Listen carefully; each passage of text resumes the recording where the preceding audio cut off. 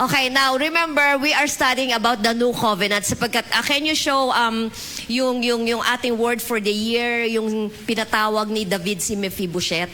Doon tayo nanggagaling ngayon, mga kapatid. This is very, very good sapagkat hindi ko natapos yung last time kaya yung pa rin ang aking PowerPoint. But yan yung dito tayo nagbabase ng ating mga pinag-aaralan. Okay, so sabi ni David, do not fear. So ito sinasabi sa atin ng Panginoon ngayon, very, very timely, no? Do not fear. Do not fear sa lahat ng area ng buhay mo, whether you are lacking finances, minsan nangyayari, whether you are there is a health challenge, whether now you know what's happening around, do not fear. Bakit? I will surely show you kindness. Okay, kindness. So, sabi ng Panginoon, surely pakikitaan ko kayo ng kabutihan ko. Wala sinabi ng Panginoon, nakareserve ang kasamaan ko sa inyo. Walang kasamaan ng Diyos, okay? Pero dito nakabase, para kay Jonathan. Kasi may covenant siya kay Jonathan. So ngayon nag-aaral tayo ng covenant, ito ang ating aasahan lamang. Kabutihan ng Diyos, okay? Huwag daw tayong matakot. Tapos restoration. Sino dito may kailangan restoration? Ay, wala dito. Walang nanakaw sa inyo. Galing nyo naman. Si Pastor, 120% restoration. Pwede yon. Pero pwede rin naman yun, di ba, madam? Halimbawa, nawalan ka ng something tapos napalitan ng same value. Okay na yun, di ba? Pero si Lord, pag si Lord nagpalit, over and above, mas sobra. Yung nawala sa'yo, telepono, nawala sa'yo, ano lang, Samsung, yung mababang Samsung. Ay, ang pinalit iPhone. Oh, di ba? Ganun si Lord magpalit. Okay?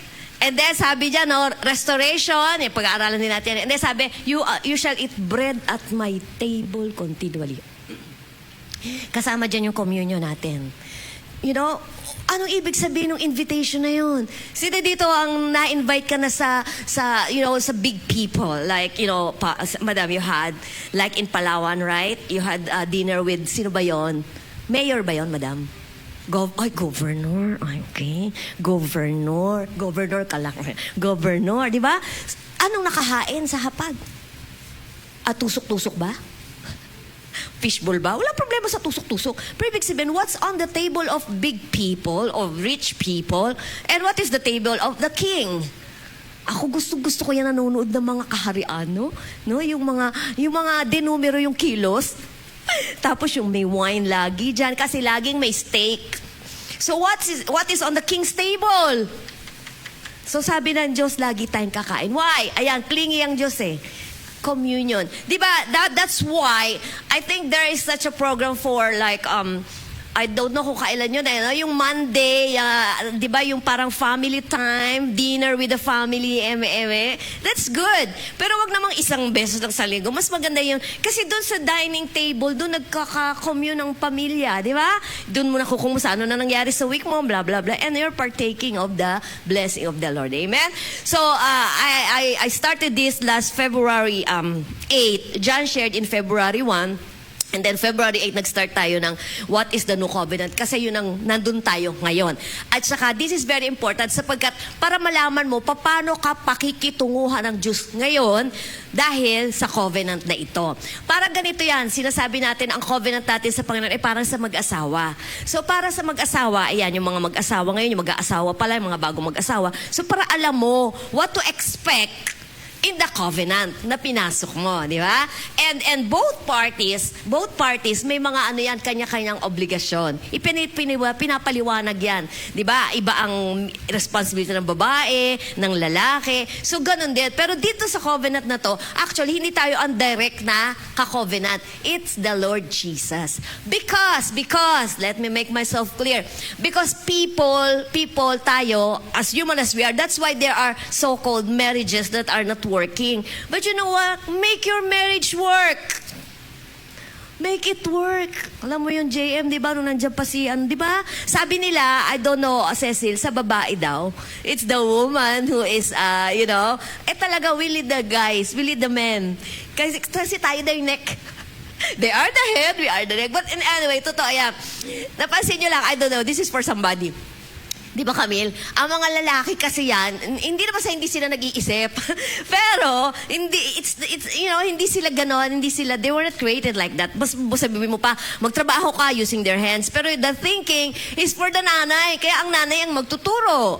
Di ba? Matuturo mo sa bahay. At saka ang mga lalaki, I don't know about you, sasabihan mo lang naman sila. Nag-aantay lang naman sila. And I believe on that also, that the woman, the woman will the marriage. Pagka parang, hindi na nag-work yung marriage namin. Make it work. Kasi you are two imperfect people. Huwag mong asang, hindi kasi siya perfect. Bakit ikaw? At tapos, galing pa tayo sa magkaibang background. Sila pastor, nung hindi nila use sa kanilang family, nagbe-bless. Napunta siya sa amin. Di natuto siya. You adapt. Yung mga ganon, And may mga ganon, di ba, Grace, no? Kung ano yung maganda naman yon, di ba? Tapos hindi sila sanay kasi kami, when my dad was still here on earth, yung pag may birthday, nagsusulat ng birthday card. Yun. Hindi lang nagbigay ng flowers, Sir Bart, iba yun. Nagsusulat talaga ang daddy ko. Maganda magsulat. Kasi siya, painter in a way. So sabi niya, kayo ganyan kayo sa inyo, no? Ganun kami. Kaya natuto siya. Nung mag-boyfriend kami. Di talaga siya nagpasulat pa nga yan nung nakaraan. Ewan ko kanino siya pinasulat yung bibigay niya sa akin. Nung bago pa lang kayo mag-boyfriend yun. But anyway, di ba? Covenant. That's why a marriage is a covenant. Kaya, di ba, sinasabi sa Pilipino, sa kasabihan, ang pag-aasawa, hindi parang kanin na pag nainitan ka, iluluwa mo. Which is true. That's why pinag-iisipan. Pero kung nandiyan ka na at nagsisisi ka, pag-isipan mo uli, bakit ka naman nagsisisi? Alam mo, ganito yan Dati, matagal na panahon. Kasi hindi kami nag-aaway ni Pastor Normal kami, normal. Kaya sobrang mabait talaga yan okay? Darling, ayusin mo yung halo mo. Baka mas... pero, pag laging ganyan, nag-aaway talaga. Normal kayo. Okay? Hindi abnormal ang lagi kami pag lagi, yan. Pero you know, agreement. You agree. At ito naman ang word ko for you. Laging may mabuti sa isang tao. So, yun ang titingnan natin. Lagi kang ganyan. Ito, ginawa mo to. Binilang. Pero tingnan mo yung mga mabubuting ginawa. It will far outweigh yung mas maganda, di ba, Madel? Meron na ba nagawang hindi maganda? Hindi, mabait din Oo. Di ba? Haba ng buhok mo, buti nakatali. Okay. So, ganon. Kasi pag nakakainis talagang nakakainis. Pero lagi sinasabi yan. Because we are talking about covenant, di tayo naliligaw. Do not let the sun go down in your anger. Pag meron kayong disagreement sa maghapon, Harvey, nakikinig ka? Nasaan si Harvey? Di ba sinabi yan nung nag-officiate? Huwag kayo matutulog nang hindi nyo na-settle. And again, forgiveness is never, nakita ko lang na isang beses, forgiveness, totoo naman yan, sinabi ko rin sa inyo, forgiveness is never a feeling. Kasi hindi mo feel kakaasar It's a decision. And at saka ito nga, hindi naman nagpakasal kayo, maayos naman May mga pangyayari lang, alam mo yon.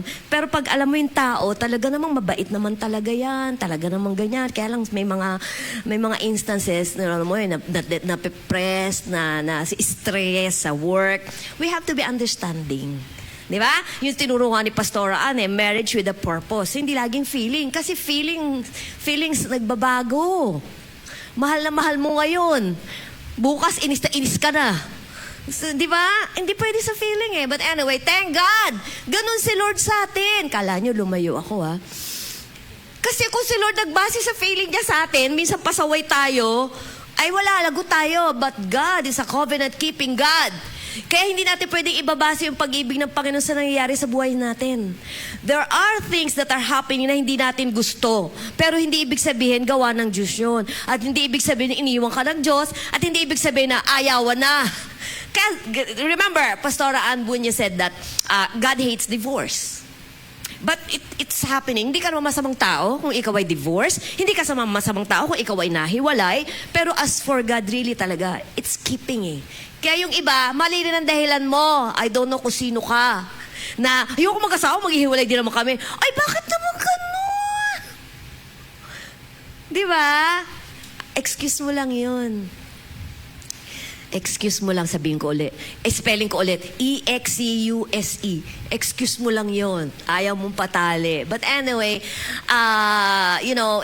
but there is a provision naman na if na-separate ka at legally, tapos you can get married again, kung nandyan, di ba? O yung mga single na dyan, mga byuda dyan, nasa inyo naman yan. Amen? But anyway, we are in this new covenant para mabilis lang. Miss Jamie, mabilis lang sa ating PowerPoint. I-review lang natin. So sabi ni Paul Ellis, the new covenant is a covenant of grace where God blesses us, see, napakaganda, with new life and divine favor for no reason. Wala lang. That it pleases Him to do so. Wow! Sabi nga natin, wow! Hindi ka ba mapapawaw dyan? Yung gusto ka lang ni Lord na i-bless ng bagong buhay at magandang buhay at hindi lang basta pabor, divine favor. Alam niyo ba yung divine favor? Yung putting you at the right place at the right time. Walang ano sa Panginoon, ay, sakto naman. Akalain mo? Ang swerte ko naman, nakita kita ngayon. Kailangan kita. God leads us. Amen. So yun ang covenant na meron kayo. Isn't God good? And in Jeremiah 32:40, itong covenant na to, everlasting, number 1, sabi ng Panginoon. Ano ba ang FB natin, everlasting? Ano ba ibig sabihin na everlasting? Synonym. Forever. Palagi. Walang expiration date. Wow ulit. Amen. Sabi niya yan, everlasting covenant. Pangalawa, I will not turn away from them to do them good. Wala akong... Has anybody, may nagngako na ba sa inyo niyan? Na, alam mo ba, gagawin lang kita ng kabutihan magpakailanman. Promise. Di ba pag may nagpa-promise ka, sabi natin, promises are made to be broken. At saka parang di ka maniwala, di ba? Di nga, mamaya lang, iwanan mo na ako bukas lang, gano'n, di ba? But not God. So thank God for that. God is a covenant-keeping God. Tapos siya nagsabi ng, di kita tatantanan, I will put my fear in their hearts. Mamaya pag-usapan natin yan, okay? Pero ang gusto ng Diyos, good lang. Yung kinote ni Trixie last week na, why God is good. Kasi yun ang character niya. Parang, God is love. Hindi siya God has love, He is love. Kasi pag God has love, meron siya, pwedeng mawala, pwedeng hindi niya gamitin. Meron siya Right? Hindi. Character niya yun. Person niya yun. Paano magbabago yun? Amen? And then in Jeremiah 29:11, sabi niya, I know the thoughts that I think toward you. See? Sino dito, alam mo yung iniisip ng katabi mo?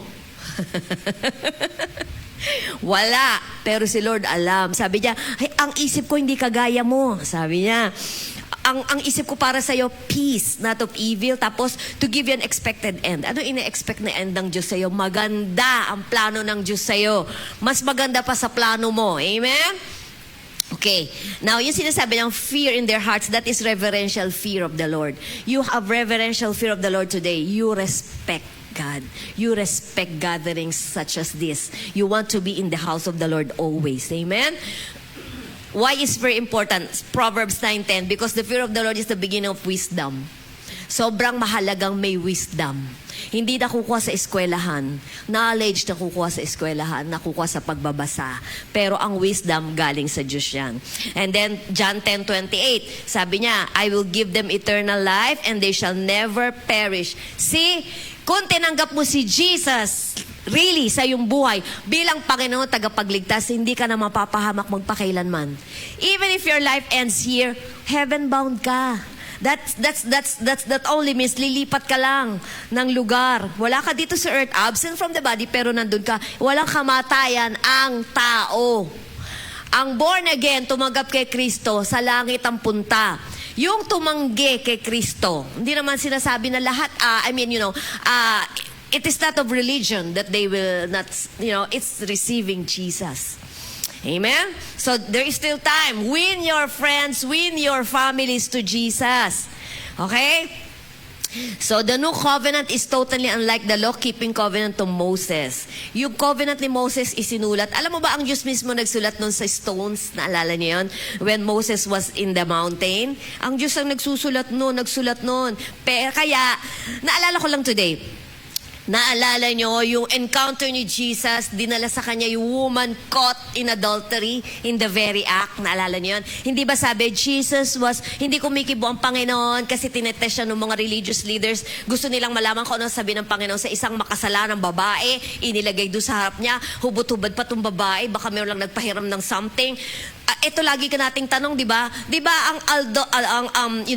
adultery is sexual sin. But it takes two to tango. Nasaan ang lalaki? Chika lang to ha. Kasi Pharisee daw. But anyway, di ba nung nilagay si yung babae sa harap ni Kristo, sabi, Master! Ano gagawin natin dito sa babae na to? Caught in adultery in the very act. Kaya nakahubad pa si ate mo eh. Di ba Jesus did not say anything? Tapos di ba sabi, nagsusulat sa what you call this? Sa lapad. On the stone. Di ba sabi nila, kinote nila, sabi ni Moses, ang adultery, ganyan-ganyan. Nagsusulat ang Panginoon, hindi nila alam. Para sinasabi ng Panginoon ganito, ako nagsulat nun eh, nung sinasabi nyo. Diba? So he was right. So ibig sabihin yun. So minsan nakakaaliw or talagang nakakaaliw mag-aral minsan. Di ba pagkita mo, ganun nagsusulat, pero may ibig sabihin yung mga yun. So it's really entertaining. It's really, nakakatuwa. So anyway, so it's the stone. So tapos na yon. Hindi na tayo, so wala ng 10 Commandments. Bakit kaya mo bang sundin? Yun lang una. Pero ngayon, alam mo ba, ang sinabi ng Panginoon, ang law na iniwan niya sa ating lahat, love one another as I have loved you. Kasi bakit? Kung mahal mo ba yung kapwa mo, nanakawan mo ba? Kung mahal mo ba yung kapwa mo, papatayin mo ba? Kung mahal mo yung kapwa mo, sasaktan mo ba? Sisiraan mo ba? Doon lang talaga lahat. Amen. But anyway, kaya natin yan. Now, mag-umpisa tayo dito. Part 2, Hebrews 8:10. Are you ready? For this is the covenant, kino-quote ng Hebrew, that I will make with the house of Israel after those days. Those days. Sabi natin, those days. Yan, may ibig sabihin yan. Sabi ng Panginoon, I will put my laws into their mind and write them in their hearts. Dalawang lugar. Mind and heart. Sabi niya, I will be to them a God, and they shall be to me a people. Okay. So, ibig sabihin ng mind, dito sa isip natin, dito nakakaintindi. Soulish part ang sinasabi ng Panginoon. Itong magbibigay sa atin ng kaunawaan, understanding to know and to believe His law, number 1. Number 2, He will give memories. Wala dyan, Miss Jamie. Memories to retain them. So, ang Diyos din magpapaalala sa atin, malalaman natin how it will be. Bibigyan tayo ng puso para mahalin ang bawat isa, okay? And conscience to recognize them. And then pang-apat, He will give them courage to profess them and power to put them in practice. That's why we always say faith is in 2 places. Diba? You hear the word of God, how faith came. Paano ka ba nanampalataya? Halimbawa sa finances, paano mo nalaman na pwede kang supply ng Panginoon? Narinig mo, pumasok dito, pumunta sa iyong puso, and then lumabas sa bibig mo. Kaya faith is in 2 places. It's in your heart, and then it comes out of your mouth. That's why being born again ay sasabihin talaga. Kung nasa puso mo, tinatagap mo si Kristo, sabihin ng bibig mo. Amen? So yun yung sinasabi ng Panginoon. Okay. Now, minds and hearts represent the center of thought and emotion. Okay? So ito ang work ng Holy Spirit. Sabi natin, Holy Spirit. Remember, lahat tayo may Holy Spirit on the inside of us. Okay? Ang tawag dito, kaya that's why, kahit saan tayo pumunta, kasama natin ang Panginoon. Yung sinasabi ng Panginoon, paano niya tayo iiwan? He's on the inside of us. Kahit magkatabi kayong dalawa dyan, sinong mas malapit? Yung nasa loob o yung katabi mo? That's why kahit di ba, you work, nagkakahiwalay, mag-asawa, di ba? Kasama mo ang Panginoon.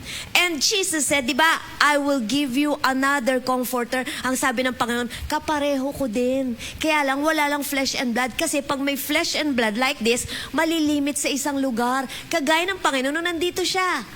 Kaya sabi niya, hindi pwedeng hindi ako umalis. Kasi sabi ko nga sa inyo, kung di umalis ang Panginoon, wala ang Holy Spirit, paano tayong lahat? Paano tayo magpe-pray? Kailangan pupunta tayo lahat sa Israel. Doon ang bayan ng Panginoon eh. Pero sabi naman, hindi. That's why the Holy Spirit is on each and every believer today. Kasama mo. Kaya hindi mo pwede sabihin, hindi naman nila alam ang gagawin ko eh. Somebody knows what you are doing. Your husband, your wife, your mother, your daughter may not know it, but God knows. Walang tago sa Kanya. Walang nalilihim sa Kanya. And that is good. Kasi, it will help you. It will keep you from sinning. It will keep you from being afraid. Kasama kita, Lord, ba't ako matatakot? Amen? So, hindi lang external. Kasi yung Ten Commandments, external eh. No? Parang, kaya, di ba, kaya nilagyan, huwag kang mangalunya. Ibig sabihin, huwag kang makiapid sa mga asawa na may asawa. Huwag kang magnakaw. External yun, di ba? Huwag kang false witness. Nagsisinungaling. External din yun. Paano mo ba nalaman nagsisinungaling isang tao? Di ba? Nagsasalita. Sisinungaling ka eh. So that is all external. So, hindi yon. Kaya sabi niya, write them in their hearts. So, wala na nga yung Ten Commandments. Sa puso natin isinusulat ang mga batas ng Panginoon. Ibig sabihin ng batas, salita ng Diyos. Para nahuhugot mo. You know, the Ten Commandments is just a guide. Wala namang masama doon sa commandments and the other commandments. They are good, pero hindi natin nasunod. That's why sabi ng Panginoon, ako na nga ang susunod para sa inyo. Tanggapin nyo lang ang aking anak na aking ka-covenant. Amen? So tayo'y recipient, beneficiary lamang. Ayaw mo pa, ang saya mo, wala kang ginawa. Parang yung mga pinamamanahan. Kagaya ni Mephibosheth, wala siyang kaalam-alam, pinatawag siya. No? Sino dito na pamanahan na? Yay! Maghintay tayo ng tawag, no, Lord? Diba? Uy, hindi mo ba alam? Iniwan sa'yo ang ganito, testamento, bla bla. O, diba? Wow! So, di na tayo mag-aalam ni Mephibosheth. Bakit ako? Ay, hindi tayo magaganot. Wow, thank God. It could happen. Amen. Alam, di ba may gano'n? Ay, hindi ko alam. May kilala ako. Yan, hindi ko sabihin ng pangalan. Chat ko na lang kayo. Di ba? So they get married, so hindi niya na maalam yung kanyang husband, yung naging boyfriend niya, na nag-iisang anak pala. Nag-iisang anak alam niya, pero hindi niya alam na, the mother pala has something, and di ngayon, ang saya, naisulat na sa testamento, ang kanyang pangalan. Yung hindi mo akalain, heredero pala. Uy, tinan mo yung katabi mo, heredero, Madel. Pwede, di ba? Amen? Hallelujah. Yes, Lord. Romans 8:4. That the righteousness of the law might be fulfilled in us. Ano yung righteousness of the law? Yun yung si Jesus ang nag-fulfill. See? Di ba si Jesus has this, sinabi niya na, I did not come to erase the law. I came to fulfill the law. Sa totoo lang, siya lang po ang kaisa-isang nagkatawang tao o tao. Can I have the water, Trixie? Okay, na naka-fulfill. He is without sin. Nothing against Mama Mary. But don't you ever say that Mama Mary is without sin. Tao din siya like you and me, ipinanganak. It just so happened, siya ang napili na magsilang sa ating Panginoong Jesus. But hindi rin siya, baka magalit sila sa akin. Pero that is the truth. It's in the Bible. After Jesus, sila ni Joseph nag-anak.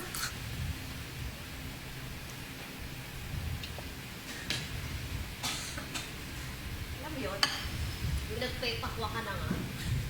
Amen. Hallelujah. So, nakalagay dyan, para. Kasi the law is righteous. The righteousness of the law might be fulfilled in us. In us, sa atin. Hindi tayo ang tutupad sapagkat di natin kayang tuparin para matupad sa atin. Ang tumupad ang Panginoon. That's why, ang sinasabi natin palagi, we are in Christ. So sabi, I will be their God and they will be my people. Wow! Sabi ng Panginoon, I will be to them a God. Anong ibig sabihin nun? Wow! Alam mo ba, sobrang parang blank check din yan. Bakit? Ibig sabihin, Para malaman mo, ako ang Diyos, okay? Ako ang Diyos na dapat mong makilala. Sapagkat, okay, parang sinasabi niya, I will act as a father should act. Kaya tayo, I'm sorry for there are some biological fathers na hindi nagfulfill ng kanilang mga obligasyon sa kanilang mga anak. Pero wag mong ipapares ang Diyos sa kanila. Iba ang Diyos natin. Ang tatay natin, sabi niya, kaya sinabi niya, God here is promising us today, I will be to you a God. Lisa, I will be to you a God, sabi ng Diyos. Ano ibig sabihin nun? Ang ibig sabihin lang niyan is, siya ang lawgiver mo. Siya ang counselor mo. Siya ang protector mo. Wow! Siya ang redeemer mo. Siya ang guide mo. He will provide for your wants. He will defend you in danger. Alam niyo ba, maraming maaari tayong mga sakuna na kinapasukan, tama ba? That we should be involved in, but God prevented it. And you don't know about it. So you should thank God. Sumasakay tayo ng eroplano. Di natin alam, nagbabalak ang kaaway. Pero huwag ka mag-alala, pag nandun ka sa eroplano, hindi babagsak yun. Ado ka eh. Amen? Pero I believe there are accidents or untoward incidents na, kasi ang diablo wala yang gusto kundi patayin ang anak ng Diyos eh. So that's why each and every time you wake up, sabihin mo, the moment I wake up, sabi mo, Lord, thank you. Kasama kita. Balutan mo ako ng banal na dugo. No, let this day, para spoil na naman natin ang kaaway. Ngayong araw na to, ano ka na naman? Puro balak lang naman yan eh. At di siya magtatagumpay. Okay, He is a God who pardon their sins. Wow! Sino dito, meron ka nagawa sa somebody like 10 times? 10 times ka pinatawad? Meron na ba, madam? Yung parang, pang-siyam ka na ha, isa na lang. Meron ba dito, Grace? No, yung ginawan ka ng something na 5 times, sabi mo, isa na lang. I don't think so. Yung iba nga dito, isa pa, inano na kahapon eh. Isa pa lang. Ano na eh, o diba? Meron pa iba dito, 2 years ago. 2 years ago na. Move on ka na. Sabi sa kanila mo, move on ka na. Alam mo yun? Kasi nakakaano ng relationship. Yun ang gusto ng kaaway. That's why strife is never for us. Lalo sa family nyo, between siblings. I know what I'm saying. Amen? Okay. Comfort them in trials. See, God is our comforter in the person of the Holy Spirit today. Are you in a trial today? Are you in a challenging time today? Let God comfort you. Ano ibig sabihin nun? Kalmahin ka ng Diyos na He can take charge of what you are worrying. That's why last year or even today, ayaw ng Diyos na mag-worry ka. Amen? And then, He will save your souls. Hindi ito yung salvation na natanggap natin. Save your souls. Kailangan natin ng saving ng souls araw-araw. Yung isip natin kung ano naiisip niyan. Yung flesh natin kung ano ginagawa niyan. So sabi niya, I will be your God. Sabi pa niya, He would be a faithful friend. Sino dito may mga friendship? Treasure niyo yan. Hindi kailangan maramihan. Isa, dalawa. Hindi talagang best friend. Yung natsubok na, yung pakikipagkaibigan niyo. Alam mo yun? Yung alam niya na hininga mo. Pero kinakausap ka pa din niya. Ay, ba't biglang ganun? Hindi ko alam. Di ba ganun, di ba? Minsan sa mag-asawa ganun, di ba? Ganun talaga. Oh, God is like that. Amen. And then sabi niya, He would never leave them nor forsake them. So yung sinasabi ng Diyos, nung sinabi niya, I will be to you a God. Ako yun, lahat yun. So that's why, with humans, wag din, kaya nasisira din ang relationship sapagkat masyado tayo nag-expect sa mga tao. Tama, tao. Hindi, dapat sa Diyos. Kaya sabi ko nga sa inyo palagi, pag may nangako sa inyo, mag-thank you ka agad. Nangako na nga, gusto mo pa tuparin. Hindi, sincere naman siya nung nangako. Kaya lang ba kami nangyari, you know? There are people really, kinukulang eh. So don't take it against the person. But the fact na nangako siya, good ano na yun. Gusto kanyang gawa ng mabuti, di ba? Kinapos lang. O, huwag niyong awayin. Amen? See, but God will never. Okay? So it is one of the privileges of God that He is, of the people, that He is our God. Oh, iba Diyos ko. Oh, di ba? Iba Diyos ko. Pero huwag kayo makipag-away. Iba Diyos ko, nagpapagaling, nagpo-provide, nagpo-protect, nagre-redeem, nagko-comfort. Amen? The living and ever-blessed being who made the heavens sustains us. Wow, tatay mo. Di ba may mga bata ganyan, sumukot sa tatay ko, di mo kalala tatay ko. Alam mo, tatay ko, ano, ganyan. How about your God, the maker of heaven and earth? Wow! So sabi niya, at kayo magiging aking, my people. Privilege yan. So being born again is a privilege. Hindi lahat alam yan. That's why we are going online at sinishare yan so that as many people as can receive the word. Wala kayong kailangan gawin, tanggapin yung Panginoon. Hindi nyo rin kailangan sumama sa amin. Pero if God is leading you to be with us at Faith Center, wala problema. Pero maraming church. Let God lead you. God is putting us. Let God put us tamang lugar. Amen ba? So yun. Personalan. Kaya personalan ng born again eh. Hindi religion eh. Hindi ba kailangan ikaw ang tumanggap? Tinatanggap mo ba si Kristo? Di ba? Uy, born again mo na lang ako. Walang ganun. Kasi personalan nga eh. Di ba? Di ba God is a personal God? Hindi siya distant God. And I like this. Di ba sinabi, hindi siya stranger sa mga nararamdaman natin. Nagalit ka, alam ng Diyos. Nagtampo ka, alam ng Diyos. Ginawa ka ng masama, alam niya rin.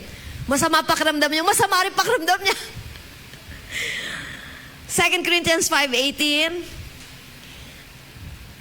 So yung personal relationship natin, receiving Jesus, kasi sabi diyan, and all things are of God, who has reconciled us to Himself. See, when Adam fell on the garden, sabi ng Panginoon, ayokong mawala sa akin ng tao. Sapagkat God is saying, we were created to spend eternity with Him.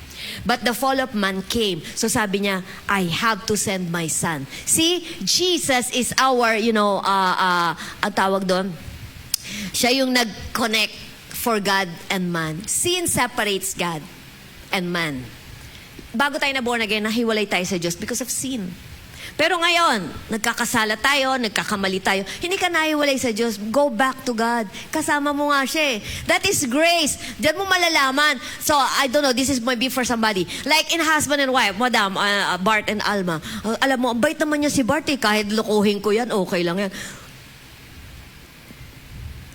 That's abuse of grace. Alam mo nga mabait, lulukuhin mo pa. That's abuse of grace. Alam mo na, mga gano'n, okay sa mga anak. Oh, mami ko naman, ganyan lang yan, magagalit lang yan, pero bukas okay na yan. So, but that is grace. If you know the grace of God na sobrang mabait ang Diyos, ayaw mo siyang i-offend. Ayaw mo gawin yung ayaw niya ipagawa. As simple as that. Remember, you are in a relationship. Karelasyon mo ang Panginoon. Bago mo pa nakarelasyon kung sino man. So that's why relationships are important. How much more with God? Amen? Okay. So sabi niyan, kaya pinadala si Jesus. Verse 19, to wit, ibig sabihin, that God was in Christ, reconciling the world unto Himself. Paano? Not imputing their trespasses unto them. Ano ibig sabihin? Imputing is, what you call this? Accounting term. So, hindi na charge to your account. Pinapatawad ka na. So God has nothing against you. If you receive Jesus as your Lord and Savior, hindi na magagayat ang Diyos sa'yo. Amen?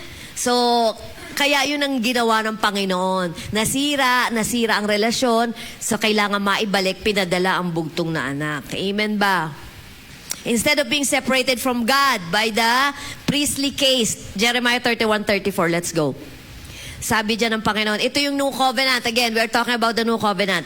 Ito raw sa New Covenant, they shall teach no more every man his neighbor and every man his brother, saying, know the Lord, for they shall all know me. From the least of them unto the greatest of them, said the Lord. Because, kinote sa Hebrews, I will forgive their iniquity and I will remember their sin no more. See? Kaya di ba minsan, in human relationships, pag may nagawa ka sa isang tao, sabi niya, hindi niya makalimutan. Baka isinulat pa niya sa diary niya eh. Itong araw na to, ininis ako nito eh. Itong araw na to, tinanggihan ako. Ito ginawa sa akin, di ba? Isinulat mo pa. Tapos babalikan mo, ito nakasulat oh. Pero God keeps no record of wrongs because He is love. Love keeps no record of wrongs. Amen? Kaya hindi po totoo yung pagpunta mo raw sa langit, may malaking screen. Hindi ko alam kung gaano kalaki yon. Ipapakita nyo yung mga pinagagawa mong kabulastugan. Ipapahiya ka daw doon sa langit. Walang ganun. Now, ano ibig sabihin? Okay naman pala, wala pala, di go ahead. Hindi. Di ba? So that is an abuse of grace. Hindi nang gusto ng Diyos. Ay, ng Diyos na papahiya ka, napahiya na siya eh. Kailan napahiya si Jesus? Nung palang hinuli siya sa Garden of Gethsemane. Pero mo, Diyos yan, sampal-sampalin mo, duraan mo. Hinubaran. Hubot-hubad. Napahiya na. Kaya hindi ka na dapat napapahiya today. Amen? Isaiah 54:13, and all thy children shall be taught of the Lord. Ang mga anak niyo tuturuan ng Diyos yan mismo, and great shall be the peace of your children. Ano ibig sabihin? Hindi ko natuturuan. Hindi ibig sabihin, ilagay mo sa kamay ng Diyos when things concerning your children. You are overwhelmed by, lalo ngayon, ibang teenagers ngayon. So, ayan, si Noah, nako, iba pa rin. Anong gen si Noah? Ano ba yung madaming pag-usapan natin? Generation KMM. Gen Z. Sinong Gen Z? Sila Caleb? Where's Sophie? Sophie, anong gen ngayon? What gen are you in? Kami. Saan ba kami? Gen Z pa? Anyway. So sabi, give it to God. Give it to God. Yes, as parents, we should instruct our children. We should be teaching them. Tuturuan natin unang-una fear of the Lord. Unang-una, hindi ka dapat humihiwalay sa Panginoon. Dapat nasa church ka. Dapat mag-pray ka. Although dapat is dapat. We have to. Sino magtuturo sa kanila? Friendship nila? Okay. And then, the other things na hindi na natin alam or, parang ayaw sumunod sa atin, lagay mo sa kamay ng Panginoon. Lord, ikaw nga magturo dyan sa anak ko. Huwag mo sabihin yung kapitbahay mo, punta mo. Mare, pwede ba turuan mo yung anak ko? Let God. Let go, let God. Amen? Because in John 14:26, Jesus said, but the Comforter, see, which is the Holy Ghost, hindi multo, Holy Spirit, see, whom the Father will send in my name. Kasi hindi pa to namamatay ang Panginoon. So sabi niya, dumating ang Holy Spirit, remember in Acts, in the Pentecost, okay? 50th day nung nagbalik ang Diyos si Jesus sa langit. So, sino magtuturo? He shall teach you all things. That's why, okay, the Holy Spirit will just confirm the words of Jesus. Kaya di ka na magtatanong, Holy Spirit ba to? Ano ba to? Alam mo na ulit yun. Amen. That's why it's important you know the Word. Amen. Teach you all things and bring all things to your remembrance. Okay, anong ipapaalala sa'yo? Kung anong sinabi ni Jesus. Kung anong mga tinuro niya. So, di ba? Now, going back dun sa I will forgive their iniquity. Alam nyo, ito pinakamahalagang foundation ng New Covenant ngayon. Forgiveness of sins. Pinatawad ka ng Panginoon. Na yung nangyayaring gera, kalooban ng Diyos, hindi. Pagalingan eh. At saka, it is written. But we can pray for God's divine protection. But anyway, so yan ang foundation ng covenant, forgiveness of sins. Kasi people today, di ba, meron silang maling konsepto ng Diyos. Ang Diyos, kasi binabase nga nila ang character of God sa mga kalamidad. Bakit may gato? Bakit ka nagtatanong ng ganyan? Ba't di mo itanong yung tamang tanong? Sino ang Diyos? Hindi nila kilala ang Diyos. Bakit may magnanakaw? Bakit may masamang tao? Di ba sinabi ng ni Trixie yun? Inalaw clearly they do not know God. When people accuse God of the mga pangit na nangyayari, hindi nyo kilala Diyos namin. Mibintang kayo eh. Yung iba naman, convenient. Para Diyos yan. Sino ba yan? Delubyo, kalamidad, Diyos yan. Para alam mo yon, kalma yung sarili niya. It's not my God. Unfair yun. Kung ako yung Lord, unfair naman yun. Mimintang kayo. Sino ito gusto binibintangan? Wala. Kung ginawa mo, hindi bintang yun. Yung hindi mo ginawa, yun yung bintang. Okay. So, yung promise ng forgiveness, ano yan? Kasi naalala nyo, kaya sabi, ito, si Jesus, remember, when Jesus died, yung sinabi niya on the cross, it is finished. Di ba sabi, yung veil sa temple, hindi kayang sirain ng tao yon. Kasi from from roof to gaano kahaba yun? At hindi yun yung ganyang maninipis, makapal yun. It was God who tore the veil.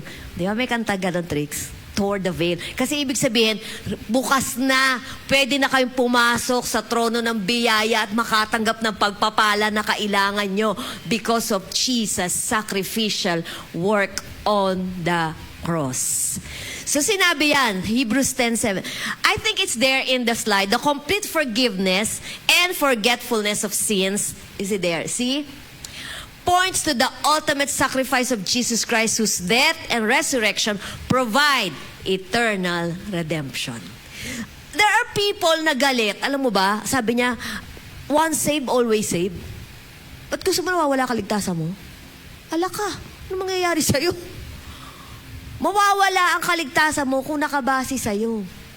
Kung ang kaligtasan mo ay nakuha mo dahil pinagtrabahuhan mo, mawawala yon. Pero dahil hindi mo pinagtrabahuhan, binigay sa'yo, hindi rin binabawi. Tinanggap mo na ba ang regalong kaligtasan? Kaya nga sabi, regalo eh. Hindi nang babawi ang Diyos. Di ba sinabi mo yung Trixie? Good and perfect gift, tapos without shadow of turning. Ibig sabihin nun, hindi nagbabago isip ang Diyos. Di siya nang babawi. Kasi dito nang bawi na ng regalo mo. Kaya nangyayari sa amin ng mga ate ko kasi hindi raw kasya sa kanya. Akin na nga, papalitan. Yan, mga ganun kami kabold sa Minsan nga nangunguna na kami, madam eh. Magbe-birthday na ako. Gusto ko ng Sa amin lang yun. Kasi parang hindi na kayo nahirapan sila magregalo. But anyway, Hebrews 10:17. Wala na tayo matapos. Are you learning, church? Tapusin natin to sapagkat ipagpapatuloy natin next week. Ano ang benepisyo? Anong kagandahan ng New Covenant?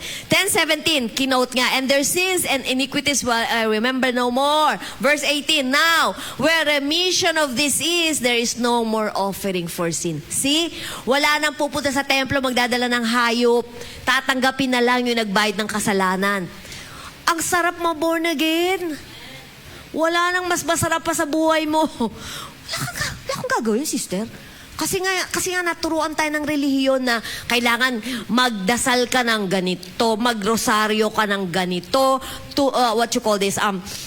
lumuhod ka sa mugo. Or magmamahal na araw, maaga mahal na araw. Saktan mo sarili mo para mapatawad ka. Ikaw na. Huwag mo na pahirapan. Pinadali na nga ng Panginoon eh. Alam mo, wala pinakamasarap ngayon kundi born again Christian. Hindi relihiyon. Hindi rin taga-faith center lang. It's for all people because Jesus died for all. Okay. Now, okay. Ezekiel 36:26, okay? So yung sinasabing, new heart also will I give you and a new spirit. Yun ang ibig sabihin ng born again. Bago ka na. Tingnan mo nga yung katabi mo, sabi mo, bago na to. Alam mo ba, pag na-born again ka, walang nagbago sa atin physically, di ba? No, kung ganyan buhok mo, kulot pa rin yan nun. Yung, di ba? Kung ganyan yung itsura mo, maputi ka o maitim ka, hindi ka pumuti. Walang nangyari physically. It's your spirit. Born again yung spirit mo. Kaya, yun ang mag-guide naman sa'yo para mabago ang buhay mo. That's why sinasabi natin, pagkatapos mong tagapin si Jesus as your Lord and Savior, yung born again experience, kailangan mo ng renewing of the mind. Kailangan mahugasan ang isip mo. Bakit? Kasi ang nandyan, puro relihiyon, puro batas, puro paniniwala na wala lang. Pag tinanong kita, bakit bawal maligo? Pag yung Biyernes Santo, bawal maligo. Patay na ang Diyos. Tapos tanong mo, sino may sabi? Wala, sabi lang nila. O diba, ba't ka sumusunod? Di mo alam. Babaw nun, pero ginawa natin yun. Biyernes Santo, 3:00, di ba? 3:00, patay na, Diyos. Taon-taon pinapatay mo. Tapos yung, di ba, Lord, yung yapak, no? Wednesday ba ginagawa yun? Hindi ko alam kung nagawa ko. Bakit? Kasi si Jesus nga, nakayapak nun. Hoy, nakasandals ang Panginoon. Kasi alam mo yun, for anything, no, there are people nga sobrang religious na, because they do not know about this, that they na kailangan gawin niya para patawarin or para pagpalain. So, yun, pampagaan, pampakalma ng konsensya. Yung birthday mo, JM, di ba? Nazareno. Bakit? Kasi pag di ako nakapunas dun, di ako gagaling. O, ikaw pala, so nandun yung ano mo. Kahit na may namatay na naman, di ba? May casualty ulit. So, di ba? So, dapat kailangan ng renewing of the mind. Maraming mga naituro sa atin na hindi tama. So, let His Word teach us today. Amen? So, nasa na tayo? Oh, yun. Tapos na tayo dun sa Hebrews 10:17 and 18. Ayan.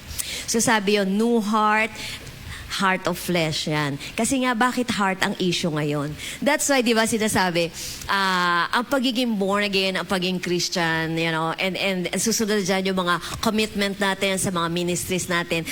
May minsan, although parang joke din sa atin, may puso. Di ba? Sino ba yung nagganyan ng theme or ano yung puso?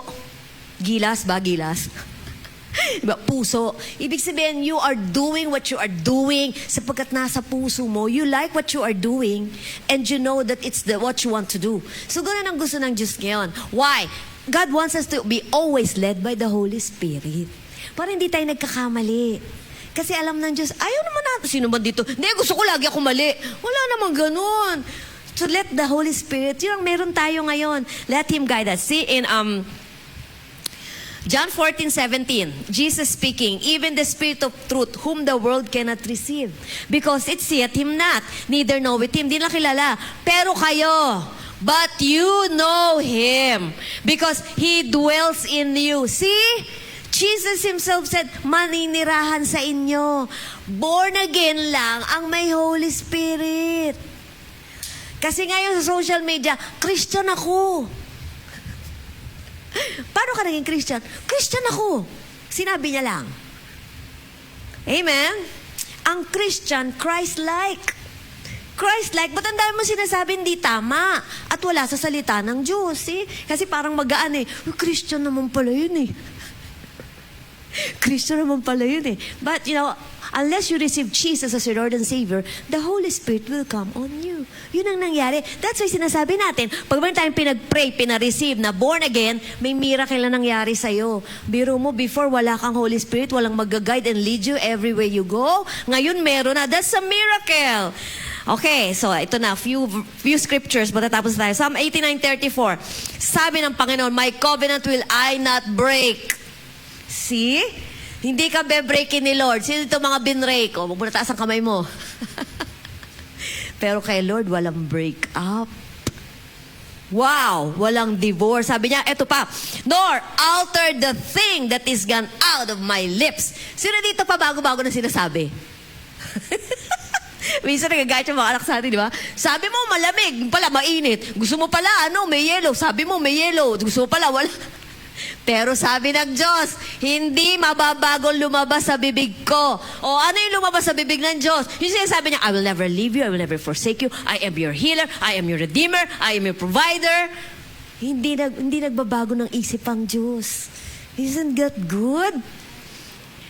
Isaiah 54:10. See, ito pa. Ang Diyos nangangako, hindi ako For the mountain shall depart. Meron namang mga bundok. Dati nandyan yung bundok ay wala na. Meron bang ganon? Ay, di po dati nandun yung mga Fuji. Ba't wala na? Pero sabi ng Panginoon, maaalis yan. And the hills be removed. Naalala ko lang, nung what happened yung Kasagwa ba yun? Yung church sa Bicol na, it was because of Mayon volcano, na? Kagsawa. O di ba yung dulo na lang nung church ang nandun, ruins? Di ba? Because of the eruption of the volcano. So it happens. Sabi ng Diyos, nangyayari yon. Pero sabi niya, but my kindness shall not depart from you. Alam mo, di ba, parang come to think of it, isang scripture, pero pag isa pa maigi, bakit hinalintulad ng Diyos na mawawala ang bundok pero yung kabutihan niya hindi? So sinasabi ng Diyos sa'yo, ganun katindi ang kabutihan niya sa'yo. Mawawala ang bundok pero yung kabutihan. Wow! And God is promising here. And God is a promise-keeping God. Ano pang ayaw mo? Neither shall thee. Ang sabi ng Panginoon, covenant. See, covenant of my peace. So, hindi maaalis. Hindi maaalis. Says the Lord who has mercy. Sabi natin, mercy. Gandang pangalan pala nun, no? So, lagi behabagan Diyos sa'yo. So, don't you ever say, no, Lord, no, hindi mo ba ako nakikita? Hindi ka ba naawa sa akin? Ganun tayo eh. But God will understand you. So ngayon, the new covenant is an everlasting covenant. Okay? Expect only good things from God. You will never be separated from God ever. The Holy Spirit is here with us today, our teacher and guide. And then, He is our God, we are His people. So si Lord ang original na mine. Na-mind ka na ni Lord, okay? And then we have eternal forgiveness. And then this covenant is a covenant of peace. Did you learn something today? Hallelujah! Palakpakan natin ng Panginoon. Let's pray. Whoa! Ha, ha, ha. Thank you, Lord. Lord, maraming salamat. Tunay nga kami mga pinili mo. Thank you so much. Kami nabuhay sa panahon na ito. Ito na ang huling panahon that will usher the coming of the Lord Jesus. Kapatid, you are so blessed to be living today under the new covenant of grace. This is a new covenant of grace, new covenant of life. Walang gusto ang Diyos kundi gawang ka lamang ng puro kabutihan. Walang gusto ang Diyos kundi puro kindness niya, kundi pagpapala niya, kundi malaman mo pinatawad ka magpakailan paman. Hello, ano pang gusto natin? Sobra kang mahal ng Diyos. Lord, thank you. Thank you so much. Maraming salamat, Panginoon. Pinadala mo yung bugtong na anak. And let me take this occasion, if you have not received Jesus as your Lord and Savior, pakisabi lang po ang panalangin na ito. Sabay-sabay tayo. Sabi natin, Panginoon, Dear God, today I receive Jesus as my Lord and Savior. Lord Jesus, come into my heart. Thank you. You paid the price for my sins. Thank you for giving me eternal life. Amen. Lord, thank you so much. Alam mo po kung sino ang tumanggap. Sapagkat sabi po ng Bible, ang isang kaluluwa man lang na tumanggap sa Panginoon ay tunay na nagsasaya sa kalangitan. Lord, thank you. I pray for your people today. Sabi mo, you are our God, we are your people. And thank you, church. Receive beginning today and up until magkita tayo next Sunday. Grace after grace. Favor after favor. God put you at the right place at the right time, meeting right people. And God's divine protection be upon you, your family, your business, your profession, your loved ones. Hallelujah. And your prayers be answered today. In Jesus' name, everybody say, Amen. I'll see you all next Sunday. Shalom, shalom.